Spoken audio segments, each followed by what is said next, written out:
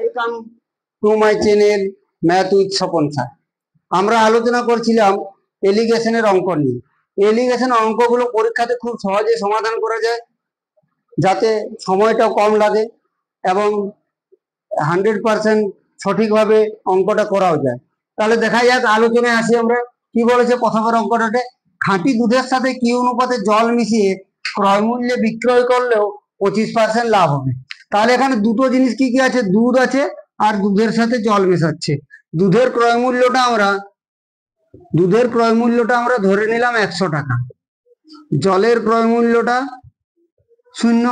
জল তো কিনতে কোনো পয়সা লাগে না, যদিও বর্তমান যুগে প্যাকেটজাত জল কিনতে পয়সা লাগে, তবু অঙ্কের ভাষায় জলটা কিনতে কোনো পয়সা লাগে না। এই দুটো মিশানোর পর বিক্রি করছে, যাতে বিক্রয় করার পরও 25% লাভ হচ্ছে। তাহলে এই যে 25% লাভটা হচ্ছে, এটা কিসে হচ্ছে? বিক্রি করার পর। তাহলে দুধ আর জলের ক্রয় মূল্যটা কত হচ্ছে? দুটো যদি আমরা যোগ করি 100, এরপর 25% লাভ যদি হয়, তাহলে মিশ্রণটার ক্রয় মূল্য কত হবে? মেশানোর পর দুধের দাম ছিল 100 টাকা, জলের দাম 0 টাকা, ক্রয় মূল্য হলো 100 টাকা। এতে 25% লাভ হয়েছে। তাহলে মিশ্রণের ক্রয় মূল্যটা কত হবে? এটা আমরা বের করে নেব। 100 ইন্টু, যেহেতু 25% লাভ হচ্ছে, আমরা ক্রয় মূল্য বের করব। ক্রয় মূল্য বের করতে গেলে 100কে সবসময় উপরে লিখবো। এই প্রথমের 100টা যেটা লিখলাম, সেটা দুধ এবং জলের মিশ্রণের ক্রয় মূল্য। এরপর 25% দেওয়া আছে, তার জন্য 100 উপরে, ক্রয় মূল্য যেহেতু বের করছি 125 নিচে।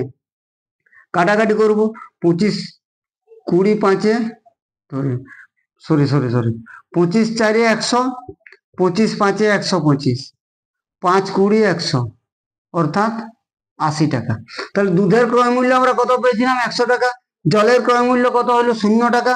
মিশ্রণটার ক্রয় মূল্য কত হলো? প্রতি লিটারে 80 টাকা। তাহলে তিনটা জিনিস আমরা পেয়ে গেলাম। কি কি পেলাম?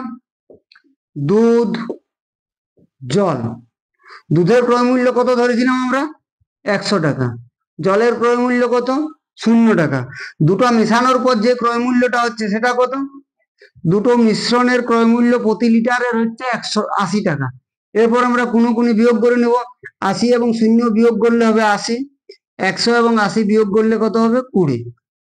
20 দিয়ে কাটাকাটি করে নেব। 20 4 80, 20 1 20, অর্থাৎ দুধ এবং জলের অনুপাত আমরা পেয়ে গেলাম কত? 4:1। তাহলে কিভাবে করলাম আমরা আরেকবার বলে নিই। দুধটার ক্রয় মূল্য ধরলাম আমরা 100 টাকা প্রতি লিটার, জলের ক্রয় মূল্য 0 টাকা, তাহলে মিশ্রণটার ক্রয় মূল্য হলো কত? 100 টাকা। এরপর সেই মিশ্রণটা বিক্রি করে 25% লাভ হচ্ছে। তাহলে যদি ক্রয় মূল্য প্রতি লিটারের ক্রয় মূল্য 100 টাকা হয়, তাহলে প্রতি লিটার দুধ মিশ্রিত জলটার ক্রয় মূল্য আমরা বের করব। এখানে প্রতি লিটার মিশ্রণটার ক্রয় মূল্য কত? 100 টাকা। প্রতি লিটার মিশ্রণটার যোগ করার পর এতে 25% লাভ হয়েছে। তাহলে যদি 100 টাকায় 25% লাভ হয়, তাহলে ক্রয় মূল্য কত হবে? 80 টাকা। এরপর দুধের ক্রয় মূল্য আমরা ধরেছিলাম 100 টাকা, জলের ক্রয় মূল্য 80 টাকা। দুধ মিশ্রিত জলের অর্থাৎ মিশ্রণের ক্রয় মূল্য প্রতি লিটারে কত বেরোলো? 80 টাকা। দুটো আমরা কোনাকুনি বিয়োগ করে নিলাম, দুধ এবং জলের অনুপাত পেয়ে গেলাম। দেখো পরের অঙ্কটাতে কি বলেছে? একটি বাক্সে 50 পয়সা ও 25 পয়সা মিলিয়ে মোট 30টি মুদ্রা আছে, যাদের মোট মূল্য 12 টাকা। 25 পয়সার মুদ্রার সংখ্যা কত? তাহলে একটি বাক্সে 50 পয়সা এবং 25 পয়সার মুদ্রা মিলিয়ে মোট 30টি মুদ্রা আছে, যাদের মোট মূল্য 12 টাকা। তাহলে 25 পয়সার মুদ্রা কটি? এটা আমাদের বের করতে হবে। তাহলে এখানে দু ধরনের মুদ্রা আছে। কি কি? 50 পয়সার মুদ্রা এবং 25 পয়সার মুদ্রা। 50 পয়সা আর 25 পয়সা দুটো আমরা লিখলাম। এরপর কি করব? মোট মুদ্রা কটি আছে? মোট মুদ্রা আছে 30টি। এই 30টিকে যদি আমরা 50 পয়সা ধরে নিই, তাহলে মোট মূল্য কত হবে? যদি 30টি 50 পয়সা থাকে, তাহলে মোট কত হবে? 30টি 50 পয়সা হলে মোট হবে 1500 পয়সা। 3 5 15। যদি আমরা 30টিকে 25 পয়সার মুদ্রা ধরে নিই, তাহলে কত হবে? যদি 30টি 25 পয়সার মুদ্রা হয়, তাহলে মোট মূল্য হবে কত? 750 পয়সা। কিন্তু দেওয়া আছে এই 50 পয়সা এবং 25 পয়সা মিলিয়ে মোট মূল্যটা কত দেওয়া আছে? মোট মূল্যটা দেওয়া আছে 12 টাকা। 12 টাকাটাকে যদি আমরা পয়সা করি, কত হবে? 1200 পয়সা। এটা আমরা মাঝে লিখলাম। এরপর 50 পয়সা, 25 পয়সা এবং মোট মূল্যটা আমরা লিখেছি। লেখার পর কি করব? এগুলাকে কোনাকুনি বিয়োগ করব। 1200 এবং 750 বিয়োগ করলে কত হচ্ছে? 450। 1500 এবং 1200 বিয়োগ করলে কত হচ্ছে 300। তাহলে আমরা 50 পয়সা এবং 25 পয়সার মুদ্রার অনুপাতটা পেয়ে গেলাম। এরপর কাটাকাটি করে নিব 150 দিয়ে। 150 তিনে 450, 150 দুগুণে 300, 150 দুয়ে 300, 150 তিনে 450, আমরা 150 দিয়ে কাটাকাটি করে নিলাম। তাহলে 50 পয়সা এবং 25 পয়সার মুদ্রার অনুপাত আমরা কত পেলাম 3:2। এরপর আমাদের বের করতে বলেছে কি 25 পয়সার মুদ্রা কটি আছে, তাহলে 25 পয়সার মুদ্রা কটি হবে, 25 পয়সার মুদ্রা, মোট মুদ্রা কটি দেওয়া আছে 30টি, তাহলে মোট 30টি লিখলাম, ইন্টু 25 পয়সার মুদ্রার অনুপাত কত বেরিয়েছে 2, ডিভাইডেড বাই 3 আর 2 যোগ করলে 5, 5 6 30 সমান 12টি। এই যে 30টি মুদ্রা আছে তার মধ্যে 25 পয়সার মুদ্রা কটি পেলাম 12টি। এটাতে দেখো কি বলেছে, 10,000 টাকায় একটি ঘোড়া সহ গাড়ি কিনে গাড়িটি 20% লাভে এবং ঘোড়াটি 10% লাভে বিক্রি করায় মোটের উপর 12% লাভ হয়, ঘোড়াটির ক্রয় মূল্য কত। তাহলে এখানে কি আছে, ঘোড়া সহ গাড়ি কিনছে কত টাকায় 10,000 টাকায়, তারপর গাড়িটি 20% লাভে বিক্রি করছে এবং ঘোড়াটি 10% লাভে বিক্রি করছে। তাহলে দুটো জিনিস আমরা পেয়ে গেছি, কি কি পেলাম, গাড়ি এবং ঘোড়া।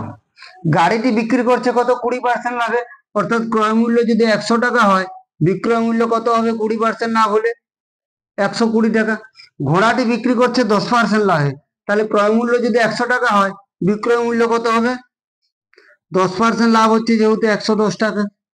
এরপর গাড়ি এবং ঘোড়া বিক্রি করে মোটের উপর লাভটা কত হয়েছে, মোটের উপর লাভ হয়েছে 12%, অর্থাৎ বিক্রয় মূল্য হলো 112 টাকা। এরপর আমরা বিয়োগ করব কোনাকুনি ভাবে, 110 থেকে 112 বিয়োগ করলে কত হবে 12, 120 থেকে 112, 110 থেকে 112 বিয়োগ করলে কত হবে 2, 120 থেকে 112 বিয়োগ করলে কত হবে 8, অর্থাৎ গাড়ি এবং ঘোড়ার ক্রয় মূল্যের অনুপাত আমরা পেয়ে গেলাম কত 2:8। 2 দিয়ে কাটাকাটি করে নেব, 2 1 2, 2 4 8, অর্থাৎ পেয়ে গেলাম 1:4। এরপর আমাদের ক্রয় মূল্যটা কার বের করতে বলেছে, ঘোড়াটির ক্রয় মূল্য বের করতে বলেছে। ঘোড়ার ক্রয় মূল্যের অনুপাত কত বেরিয়েছে 4, তাহলে ঘোড়ার ক্রয় মূল্য কত হবে, ঘোড়ার ক্রয় মূল্য কত হবে, মোট ক্রয় মূল্যটা দেওয়া আছে 10,000 টাকা, ইন্টু ঘোড়ার ক্রয় মূল্যের অনুপাত কত 4, ডিভাইডেড বাই নিচে অনুপাত দুটোর যোগ, 4 এর 5, 5 দুগুণে 10, 2000, 2000 কে 4 দিয়ে গুণ করলে কত হলো 8,000 টাকা, অর্থাৎ ঘোড়ার ক্রয় মূল্য 8,000 টাকা আমরা পেয়ে গেলাম। তাহলে গাড়িটি দেওয়া ছিল 20% লাভ, অর্থাৎ ক্রয় মূল্য 100 হলে বিক্রয় মূল্য 120। ঘোড়াটিতে লাভ দেওয়া আছে 10%, ক্রয় মূল্য 100 হলে বিক্রয় মূল্য 110 এবং মোটের উপর লাভ দেওয়া আছে 12%, তাহলে মোট যদি ক্রয় মূল্য 100 টাকা হয় বিক্রয় মূল্য কত হবে 112। এরপর 110 থেকে 112 বিয়োগ করলে 2, 120 থেকে 112 বিয়োগ করলে 8, দুটার অনুপাত করে নিলাম, মোট ক্রয় মূল্য 10,000 টাকা দেওয়া আছে, তার থেকে ঘোড়ার ক্রয় মূল্য পেলাম কত 8,000 টাকা। দেখো এটাতে কি বলেছে, একটি চিড়িয়াখানায় টিয়া ও হরিণ মিলিয়ে মোট 70টি প্রাণী আছে, তাদের পায়ের মোট সংখ্যা 200 হলে হরিণের সংখ্যা কত। তাহলে চিড়িয়াখানায় মোট কটি প্রাণী আছে 70টি, তাদের মধ্যে কি কি আছে, টিয়া আছে এবং হরিণ আছে। তাহলে দুটো আমরা পেয়ে গেলাম, কি কি পেলাম, টিয়া হরিণ। এরপর আমরা কি করব, এরপর আমরা এই যে 70টি প্রাণী বলেছে, এই 70টি প্রাণীকে যদি আমরা টিয়া ধরে নিই, যে 70টি টিয়া আছে, তাহলে টিয়ার পায়ের সংখ্যা কত হবে, একটি টিয়ার পা আছে 2টি, তাহলে 70টি টিয়ার পা হবে কত 140টি। হরিণেরটা যখন করব আমরা 70টাকে হরিণ ধরে নেব, তাহলে হরিণের প্রতিটা হরিণের পায়ের সংখ্যা যদি 4 হয়, তাহলে 70টি হরিণের পায়ের সংখ্যা কত হবে 280। কিন্তু যে টিয়া এবং হরিণ মিশিয়ে আছে তাতে পায়ের সংখ্যা কত দেওয়া আছে, মোট পায়ের সংখ্যা দেওয়া আছে 200, তাহলে মোট যে পায়ের সংখ্যাটা দেওয়া আছে 200, এটা আমরা মাঝে লিখব। এরপর কি করব, এরপর কোনাকুনি বিয়োগ করে নেব, 280 থেকে 200 বিয়োগ করলে কত হচ্ছে 80। 140 থেকে 200 বিয়োগ করলে কত হচ্ছে? 140 থেকে 200 বিয়োগ করলে হচ্ছে 60। 80 এবং 60-এর যদি অনুপাত করি আমরা, 20 দিয়ে কেটে যাবে, 20 4 80, 20 3 60। অর্থাৎ টিয়া এবং হরিণের অনুপাত আমরা পেয়ে গেলাম কত? 4:3। এরপর আমাদের বের করতে বলেছে কি? বের করতে বলেছে হরিণের সংখ্যাটা। তাহলে হরিণটা আমরা বের করে নেব। হরিণ সমান 70 ইন্টু হরিণের অনুপাতটা কত বেরিয়েছে? 3 ডিভাইডেড বাই 4 এবং 3 যোগ করলে কত হচ্ছে? 7। 7 10 70, অর্থাৎ 30টি। তাহলে বলেছিল প্রাণী আছে 70টি, আমরা 70টি টিয়া ধরে নিলে পায়ের সংখ্যা হচ্ছে 140। 70টি যদি আমরা হরিণ ধরি, পায়ের সংখ্যা হচ্ছে 280, কিন্তু মোট পায়ের সংখ্যা দেওয়া আছে কত? 200। 200 লিখলাম, আমরা কোনাকুনি বিয়োগ করে নিলাম, অনুপাতটা পেয়ে গেলাম 4:3। এরপর মোট হরিণ দেওয়া, এই মোট প্রাণী দেওয়া আছে 70টি, 70টির মধ্যে হরিণ কটি পেয়ে গেলাম? 30টি।